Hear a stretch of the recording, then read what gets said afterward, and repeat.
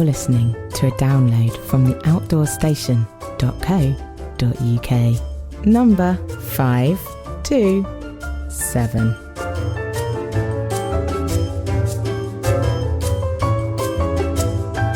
Hello and welcome back once again to the Outdoor Station and the second part of my in-depth interview with Bethany Fidget Hughes and Lauren Neon Reed, two ladies who set out 5 years ago to traverse the Americas south to north by self-powered travel. You can find out more about them, of course, on their website, her-odyssey.org. They have currently completed 8,000 miles in South America of their 20,000 mile project and are now trying to forge ahead to the northernmost point. That is until COVID and all the complications it has generated. In part one, we touched on the journey, but as it is one huge project, conversation naturally veered off as we discussed the land, the people, relationships, culture, and empowerment. In the second part of our conversation, I wanted to get below the surface and look at the impact an odyssey like this has on them personally. Plus, take a look of walking this financial tightrope they have to do. And of course, expectations of close family and the ones they set for themselves. Plus, of course, the good things and bad things they've learned about each other during this time. In my introduction, you will have heard me mention their individual trail names, Fidget and Neon. It is probably how they're best known or recognised in the US hiking, social media and blogging scene. A question I've always wanted to ask is, why do Americans have such fixation with finding, nurturing and owning a trail name? I can think of no other outdoor-related hobby or sport anywhere in the world where this features so heavily. Certainly nicknames are commonplace. However, what's the big deal about a trail name and, in particular, the US hiking scene? Lauren, or should I say Neon, explains.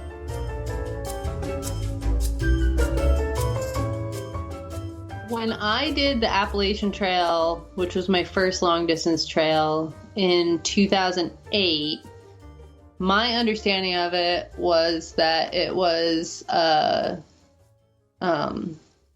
kind of a rite of passage. And most people I know from other countries who have done US trails also have trail names. So I guess maybe it's just a US thing. But part of my understanding of it was that not only is it a rite of passage, but then it's also like can be a safety thing. So like, yeah, you have the rite of passage and I'll like introduce myself as Neon. And then if people, I think these days it's a lot easier to find people on social media. But back then it was like, if you didn't know somebody's real name, like I didn't know most of the people, even the people I was hiking with's real name in 2008 until towards the end when we were like, okay, let's exchange information now. And so like to be like as a safety thing, there were a couple of times I ended up hiking with a lot of a mix of males and females. And there were a couple of times where one of my male friends, like there was kind of another shady person around and one of my male friends didn't even want to go to the bathroom because he was concerned for me being alone with this other person. So that's kind of how I was introduced to it. And then the like recognizing it as both a safety thing, but also a like, then it becomes like, oh, how'd you get your trail name? How'd you like, what silly thing did you do? And so then that's another way to get to know somebody better too. Like I had a friend on the Appalachian Trail who his trail name was Half Elvis. And like almost everybody knows who Elvis is and how he like would dance like with his leg out. And my friend did that going downhill because he had a bad knee. But he's only half Elvis because he could only do it with one of his knees. So it's like, that's my understanding of it. I do see it feel a big part of it when I got my trail name felt like community and identity. If I had to look at the roots of it, probably the most recent is in our military. Oftentimes within the troops, those who are trained together or who are forged under fire give one another these names, and it creates that sense of community and of we were there together. And I see that happening even today on the trails, people trying to pick each other out and what trail they've been on and what they have in common. And I can see in this specific regard this has been an American style, but also in the American style of seeking an identity by mixing together the history of others. I mean, you can go way, way back in history and rites of passage and being given a name based on experiences that you have by the community that you're moving into, and that name connotating that you have taken that step. I mean, we definitely have nicknames. And which you sort of develop with people when they become close friends, but I noticed it seemed obvious when it was definitely out of place in a regular event that we have in the UK, which is a walk across Scotland, which is the TGO Challenge, and which is a sort of 300 or 400 people walking from the west to the east coast. And it's been going on for sort of 20, 30 years. And as part of the process, you bump into similar people on a regular basis at sort of all the hot spots, whether it be a town or on top of a mountain or whatever it may be. But when we've had groups of American come over, they insist on giving themselves trail names, which we all sort of turn and look at each other and go, okay. Why? My name's Bob. How do you do? Yeah. Very fair. And I think that there is some part of that of wanting to emulate or wanting to be a part of something. And that does, I feel like if I ran into a group of people doing that, I would also I wouldn't share my trail name with them. Oh, I thought I just wanted to ask that question because it's something that's been fascinating me for a long time. Now, talking about rites of passage, this is another thing now that's certainly with the progression of social media, there is now a lot of material out there about the AT, CDT, PCT, etc. I suppose when you look back in the distant annals, it was Bill Bryson's book that was the original social media. But beyond that, people would go and do the experience. But now it does seem to be there's a lot of blogs, videos, podcasts, social media, Instagram, or whatever else of people doing these various things. But it's the impression that the social media is giving something like the AT and the PCT and so on is that it seems to be a rite of passage for people that have left college or left school, so late teens, early 20s. And, the name Trail Trash tends to get associated with them because the pictures suit the name. But it's not selling it as not that it should be selling it, but it's not endearing the impression that it is a tough hike or whatever. It's now become a well-trodden, serviced path or series of paths. That's how it's looking on social media. What would your comments be to that? Would you agree with that? There are just so many people along the Appalachian Trail that you get into like clumps of, there is the party culture there, even before social media existed there. I think now because of social media, it's kind of spread to other trails and it makes it more accessible to people who want to do that. People who, I did not see as many of those people finishing their through hike. So that I think is the big difference. It's like, yeah, you can go out and like we were joking about section hikers, but I think those are the people that are doing the partying and doing the, are more sectioners. And then they'll be like, get to the Sierras and realize the Sierras are still under 2 to 4 feet of snow and be like, ooh, that's hard. never mind. Or they'll get to the San Juans and try to jump around and then be like, oh, this is hard. Like it kind of, I think nature doesn't really give a crap if you have a Instagram account. It's going to do what it does, and to be aware and respectful of that. But it is a different culture. And honestly, I haven't thru hiked a trail in the US since 2013. So Fidget definitely has a different perspective. And it was interesting talking with her about having done the CDT last year after having not thru hiked in the US since 2013 as well. So yeah, I think from my perspective, I would say, to answer the first part of your question, I see hiker trash as a specific subset to a category that generally refer to ourselves as dirt bags.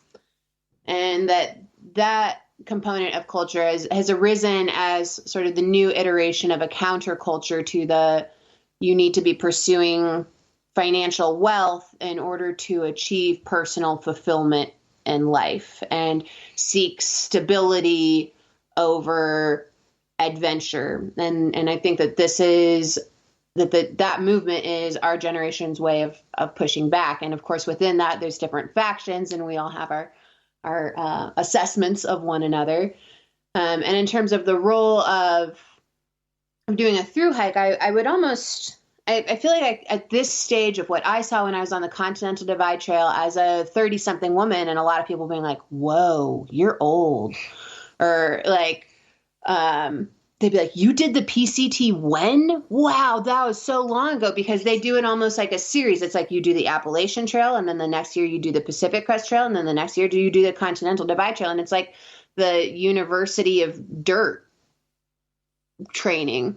So it's almost like I feel like there's a chance that through hiking has arisen in American culture in answer to the same thing as gap year fills for European young adults. It's a chance to step outside of the normal bounds and to experience the world in a different way, and in a way which will hopefully inform you becoming a more engaged and informed individual and affect your overall life.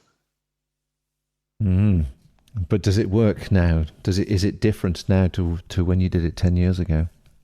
I think it's the same as it is with gap year kids, and sort of what Lauren is talking about. It depends on what you go out there looking for. If you go out there looking for a party, you're going to find that. And your objective is going to be different than the people who are out there for the wilderness experience. Or, there's people out there trying to hike off trauma or mental health journeys, or finding themselves or shaking off, whatever it is that you go out there looking for, you're going to find it, because it really is just you out there. And so what needs will be met are completely predicated by what you bring. So in your trip then on the CDT, did you meet many other old people like yourself? I did. I really enjoyed that the Continental Divide Trail was more of a crosshair. There was there was a larger number than I think in years before of young, like 20-somethings, like mid 20-somethings. Not many. I think there was a couple 18-year-olds out there. And primarily probably later 20s, but a fair amount of us in our 30s. And then there was a good neighborhood of like 40 to 60-year-olds, and then maybe a couple 70-year-olds as well. But all of us approaching it in our different ways. Like the older folks who I met were more likely to be section hiking, versus the 20-year-olds they were there to do their through, and they were going to get it as fast as they could so that they could get that title of the Triple Crowner, and then they were going to apply for their medal. And they seemed to have them. They were the ones who were most offended when I wandered, because I would often wander off trail and go create my own route and then just reappear on the Continental Divide Trail, and they'd be like, "Where did you come from?" And I'd always be like, "No, Same as I did in South America when people would ask, they'd be like, where do you come from? I'd be like, north of here. And they're like, well, how many miles did you do? Like, I don't know. I don't really count those things. That's not where my identity out here lies anymore. You touched on something I definitely want to ask you, and it may be a bit personal, so forgive me if it is, but how do you balance the expectations that your parents have of you, of two 30-somethings ladies, versus the expectations you have of what you want out of life at this time of life? So that's, again, we're just like so different people and we're raised very differently. And I remember the first time that Fidget and I were talking about like parental expectations, and I was just like, the only really expectation that I remember my parents ever having is that I like finish high school and like go to college and do something that I'm interested in, and like then move on from there and like get a job and find a life that I enjoy. And so my parents' expectations have shifted over the years, I think, especially like after the Appalachian. My goal after that, doing the Appalachian Trail, was to, because I did it right out of college, like those gap year kids. And so I did it right out of college, and I fell actually into a group of 30-somethings. So I was really lucky for that. But then my goal after that was to go into hospitality and get a job with that. And so after I got off the Appalachian Trail, I was like, I'm still like not happy and I'm not interested in getting a job. And like, I kind of had that thought process in 2008, 2009. And then like I went and did the Pacific Crest Trail, and my parents were really worried because they were like, oh, there are bears out there, there's snow, there's like all this. And so they were really worried about that. And then when I went and did the Continental Divide Trail, I think at that point they had like adjusted and adapted and been like, okay, let me know when you're in town. And then when I went to do South America, it got to the point where they're just like, I do my best to like let them know when I'm in town so that they don't have to reach out to me. I can like reach out to them and be like, I'm still here and here's what's going on. And then they'll respond with like, oh, it's so good to hear from you. And so it just seems like my parents are, and I come from a family of 4 kids. So 2 parents, 4 kids. And I'm the third in line out of the 4. So I think my parents are just like excited. My dad was a traveler when he was younger. So he like at one point we were having an email exchange, and he was like, I'm just excited that I get to see where you are going. So just like, I do my best to like share photos with him and that kind of thing. And he's just like, oh, cool. I just like, you're in Ecuador. I just looked up this town in Ecuador that you're in and learned about it. So it's just really neat to have that experience and get to teach my folks differently. Bethany? For me, it was a similar path. It was, the expectation to finish high school, and then the expectation to finish college. And then where it took a significant pause for me was then my father in particular was like, well, and now you're going to go to graduate school, and you're going to then get into the State Department, and then. And I realized that this person, out of an effort to love me, was prepared to lay out an entire life course according to a prescription that had been dictated to him. And when it became for me, it was literally when it was a matter of, and now you're going to fully bear the weight of the financial burden of this. I was like, I don't want that. I don't want to live a life of so much debt that I have to do something that I don't even know if I want to do to try to pay that off. So at the same time as I was finishing university, I took the evasive maneuvering of applying for a job on a glacier in Alaska with sled dogs where they literally could not get to me. And it was up there that I was able to save up enough money and that I heard about through hiking. And I did always know, like from when I studied at Oxford, I would just throw my books into my ruck and go hike for 4 or 5 days and read. And that was where I could best process the information. So I just kind of knew that the outdoors was where I could do my best and clearest thinking. So at that point, I made the intentional effort to have my life diverge from my parents' expectation. And the turnaround on that has been that right around the time of the beginning of this journey and through it, my parents have experienced a shift in their own lives of, wait, what are we doing? Let's try to do something different. They always very steadily followed the prescription of the church that we were in, and that you do this and then this and then this, and that's how you attain whatever life satisfaction you can, and then the eternal hereafter is going to be your reward. And their narrative began to shift while I was on this, and in that turn, a lot of their qualms about my lifestyle changed, and it became much more fundamental of, we want you to be well. And in that, carrying an inReach tracker where they can check in at any time, and within 10 minutes to 2 hours of where we are, they can know that we're moving, that we're well. They can see that I named campsite last night like Camp Cute Puppy, and they know that I probably had a pretty good evening. And so having those available communications meets that basic want of knowing that we're well. And it has been a long and difficult process to relieve ourselves of myself of some of those other expectations. But as soon as my sister gave my parents grandkids, a lot of that pressure also got relieved. So we did have I come from a sibling set of 3, and we kind of had a sibling conversation. We're like, all right, somebody's going to have to like give some grandkids. And my sister's like, I'm totally into that. So we're like, awesome. So yeah, that's been the relationship with the parents. It's been shifting. Online,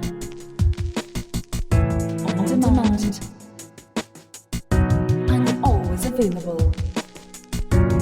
This is the Outdoor Station.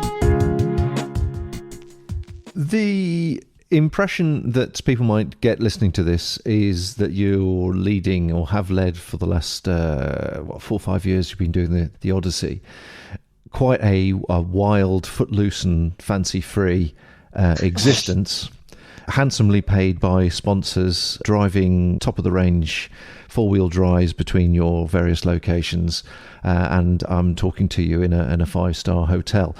You and I both know none of that is particularly true, but just to give people an honest idea of, I suppose sometimes I use the word sacrifices, as in the sense that you're not pursuing the traditional path you've just described of pursuing the career and getting the mortgage and buying the house and et cetera. You've chosen this particular life.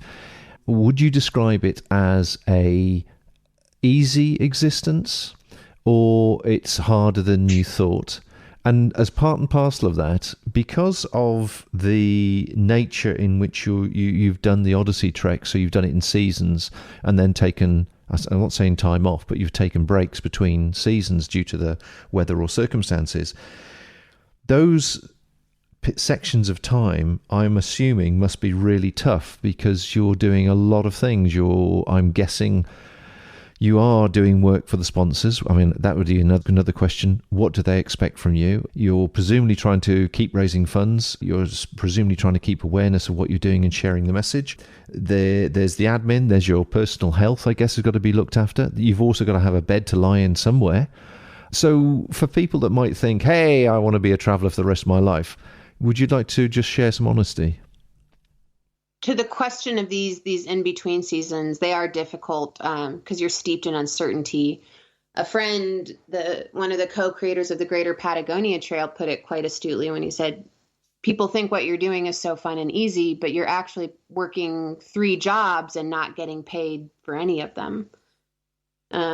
Of the maintenance of our website, and which is something that I love. Well, not maintenance of the website, but I love writing and I love sharing in the blogs and trying to communicate the value of those connections with people. That's the kind of currency that I think the fulfillment of my life deals in the currency of connection rather than of dollars.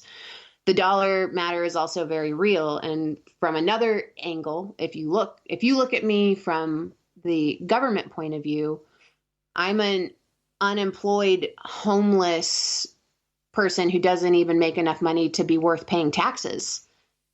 Like I just filled out the census and I was pretty bummed out afterwards because it's like, well, basically I'm just like a homeless, not contributing to the system. Like, and just this morning, and also I think there's another perception of like, well, you're doing this so it's to the complete disregard of your own future. It's like, no, like I just moved $100 to my retirement fund this morning, knowing full well exactly what that comes at of sacrifice to me for this next month. I mean, to be perfectly frank with you, like we're two adult women who in a time of COVID are homeless, and the wear and tear of that and the uncertainty and the inability to leave this country and to continue with our goal. So it's challenging in that component. And like my grandpa's dog ate my glasses and I can't, they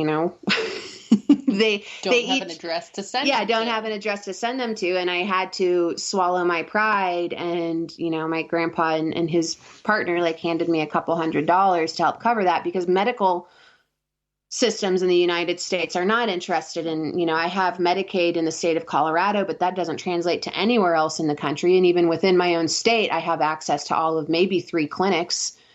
So there's a lot of, medical, like we both walked around with holes in our teeth with ongoing, stomach issues. And it was easier in South America where you could walk into a clinic and get ciprofloxacin for 25 cents per pill versus in the US when I was trying to preemptively see if we could get our hands on something and it would have been hundreds of dollars. Or when I tried to figure out the consequences of if we got rabies, could we get the initials of the rabies vaccine? Could we get the first shot, which would buy us an extra 24 to 36 hours to get to a clinic if we got bit out in the middle of nowhere? And they're like, yeah, $10,000. So there's a lot of uncertainty. There's a lot of tenuousness, and it's just like what the entire journey is though, right? Like you're in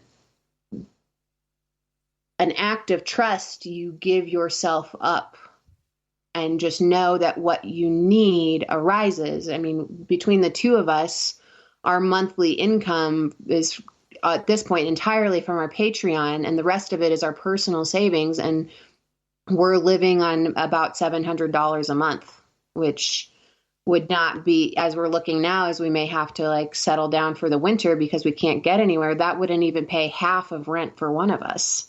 Like, wow. And we also have the privilege of choice, and we have the people who support us. Like right now we're at a friend's house. When we are homeless and have a fallback. We have family and friends who love and care for us. And when we are struggling, there are people we can reach out to, like, especially like, even just talking about mental health, we have the ability to reach out to multiple friends who are trained therapists, and they know and care and love us enough to be able to put down their time frame and help us out. And so we do struggle and we do have hardships, but there's so many other people out there who have it so much worse.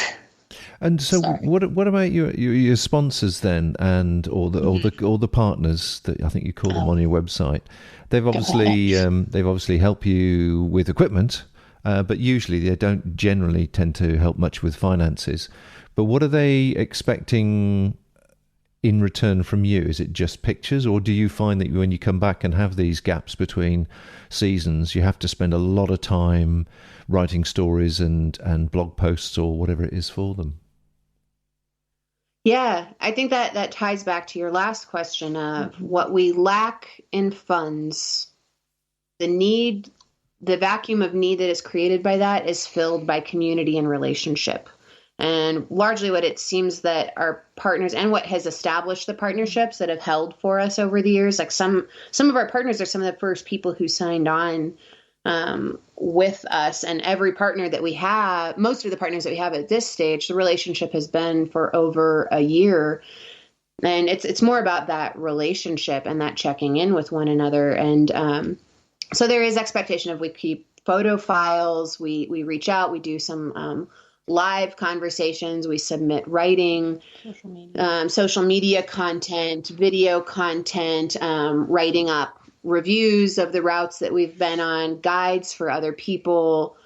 And then another piece of it, particularly in the current climate of COVID, is like some of our partners have had to withdraw their support. We had one financial partnership and she was giving us $75 a month, and she's a small, like, single owned business called Forever Karn, who does their best to responsibly produce goods, and she's just not able to sustain that, and she had to withdraw her support from us. But we're still going to do our part of that agreement of sharing her content because we believe in the effort that she's making, and we believe in the community that we're trying to build by having these partnerships. So I think more than a matter of tit for tat, we stand a better chance of navigating this if we can work together and care for one another as people rather than as a business.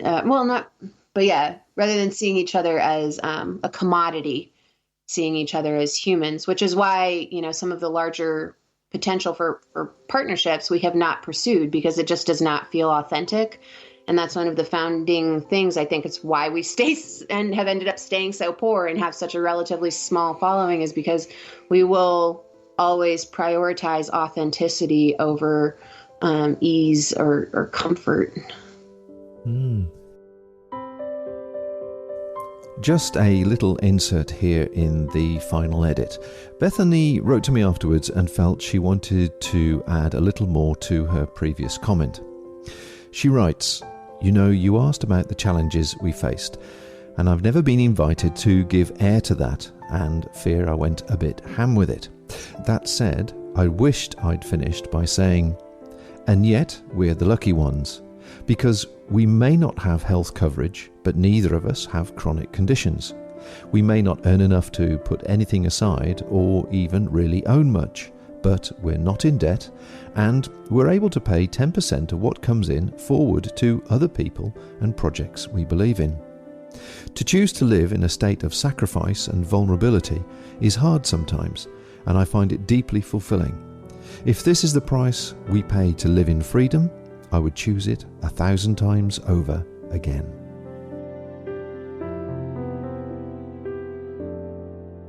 So let's just lighten the mood a bit as we start to get to our last few minutes. Well, you met 10 years ago, I think, roughly 10, 12 years ago.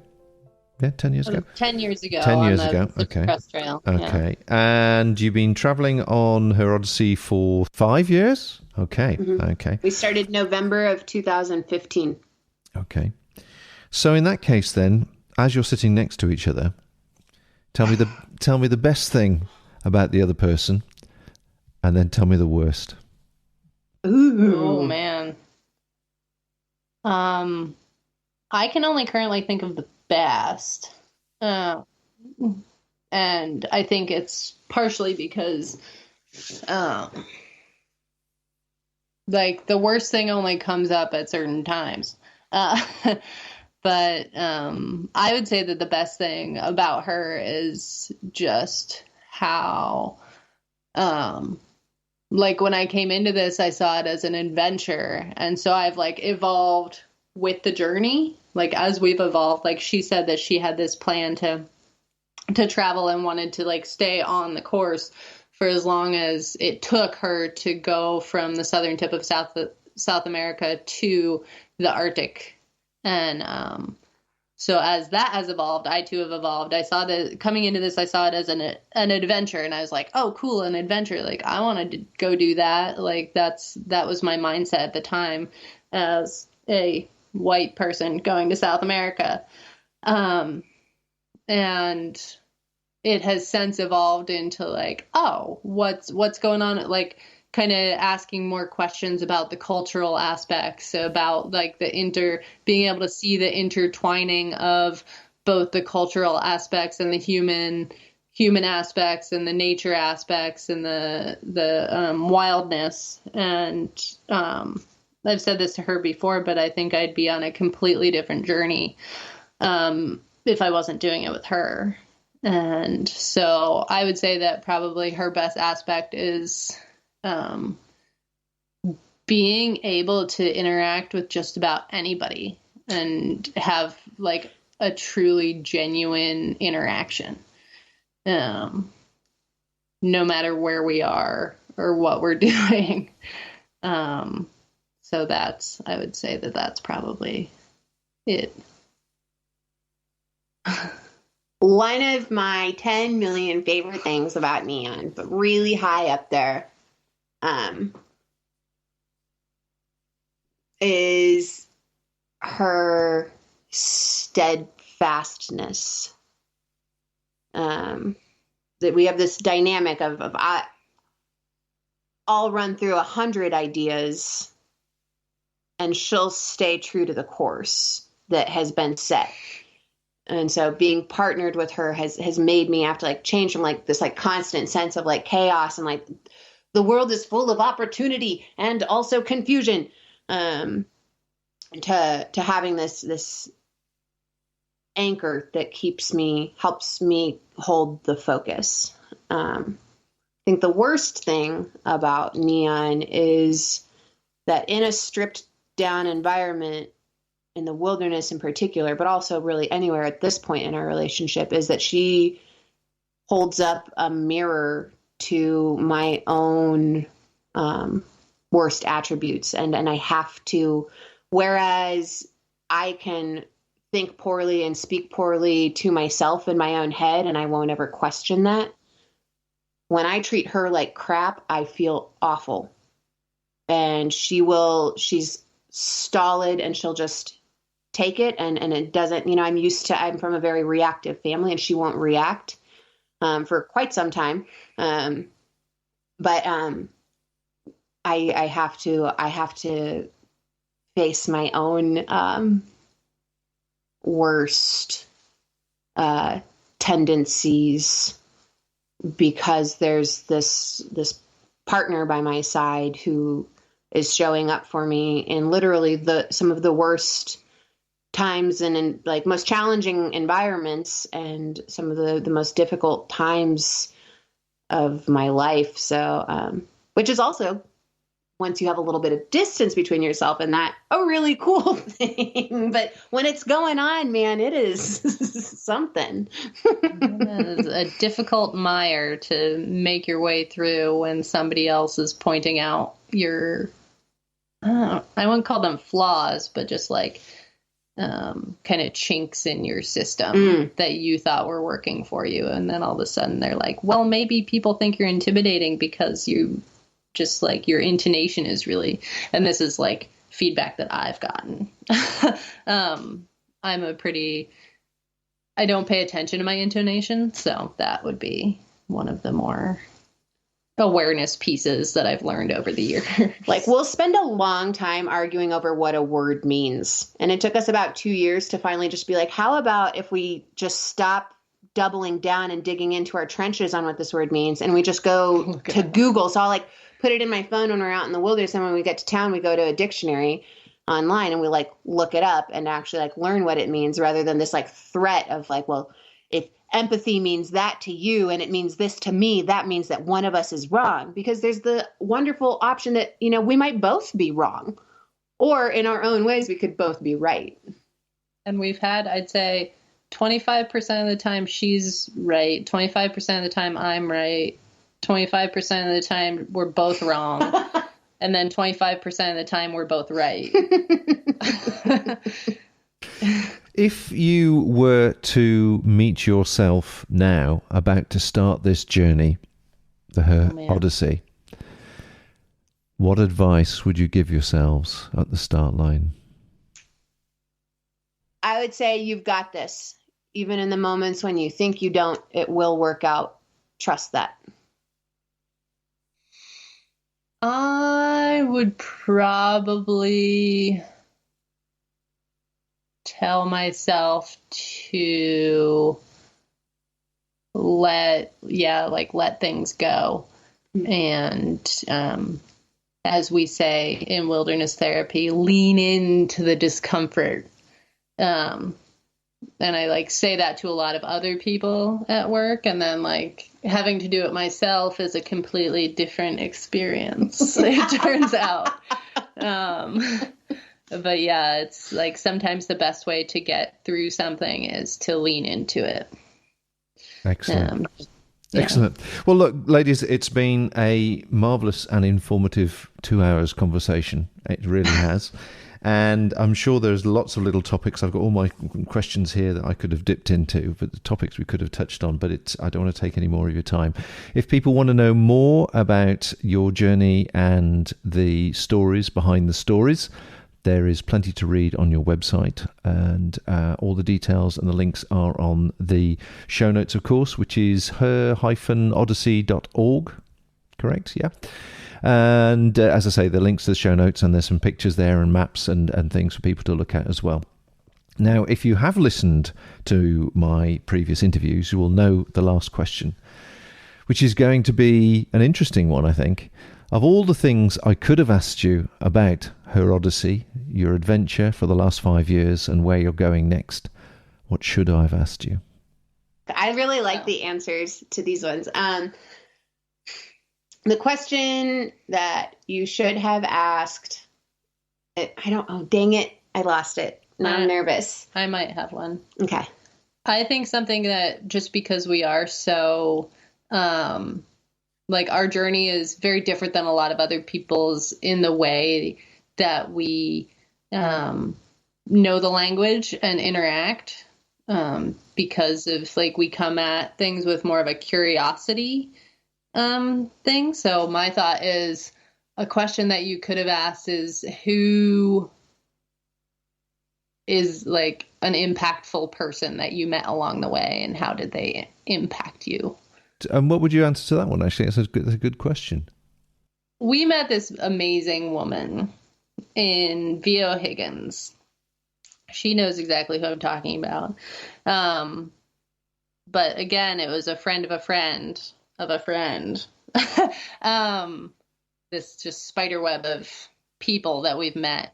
And she is an artist in VO Higgins. And she was the inspiration for our sticker series that we have. Over each season, we've done a different sticker, and they've all been created by different artists that we've met, or your friend that we knew already, of the different areas. And so she was so impacted by our story. Her name's Marcella Stormison. And she was so impacted by our story that she decided to draw us. And she just showed us this piece of paper that was probably 4x6 of can I draw you? Can I paint this? And we're like, yes, but we want it. And she wouldn't take money for it. And she just and so we have since donated to her when we can for different endeavors that she's done with the local children. And, I would say that she was the most impactful. And I think she was the first person that I couldn't fully communicate with, who I felt understood where we were coming from. Because she led such a different life as well. And we actually have a Her story about her that Fidget wrote up afterwards. Yeah. And yourself, Bethany? What can any given individual do to contribute the greatest positive influence on the earth? Oh, so you're going for a big one then? Yeah. And I'd say my answer is pursue what you're passionate about. Whether that's in our Her Story series, what Lauren is talking about, whether that's styling hair, whether that's painting a picture, whether that's advocacy, whether that's writing, whether that's exploration or climbing a mountain, science or math, or whatever you're passionate about. And whatever the doubts may be, go try. And the effects may not be what you think they're going to be, but they are going to be huge. If you're fascinated by exploratory travel and deep, genuine associated experiences, then do look up Her Odyssey on their website, her-odyssey.org, where their ethos, passion and genuine content is there for all to see. As you've heard, they are living on the financial edge, and Patreon is a great way to support any projects you believe in. So you'll find links to that and their social media on their website and of course on the outdoorstation.co.uk show notes. My thanks to them for taking the time to talk, and it was good to touch base with two trailblazing travellers with genuine interest to look and to learn and to listen as they go. Not just outdoors people who hike solely to get pretty social media content. If you've enjoyed this, please leave a comment wherever you see it or drop me a line. A quick review on iTunes would be really nice too. So until next time, folks, take care out there and bye for now. Thank you for listening to this podcast. To hear or see more from our extensive free library, please visit theoutdoorstation.co.uk.